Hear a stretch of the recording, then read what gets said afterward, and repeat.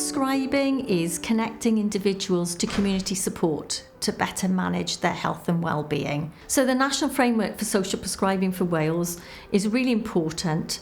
Social prescribing has been interpreted by many people in different ways, and that interpretation has led to confusion. Social prescribing is delivered differently across Wales by different organisations, and this is about setting up some standards and guidance for people so that when they come to deliver social prescribing, they do it in a consistent way and in a way that is delivering things to a high quality.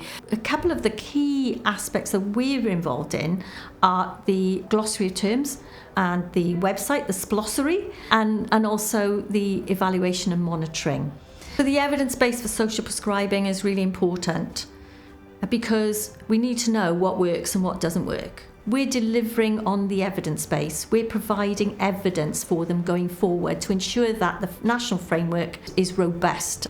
The benefit of having the university involved was that it did bring that academic rigour to the work that we were doing. It did give us that sort of grounding in the literature, and it gave us that understanding of what was happening, not just within the UK but across the globe in terms of social prescribing. Prevention is better than cure, and social prescribing is part of that prevention agenda. We need something that's going to help people not to enter that A&E, to not hit that crisis point.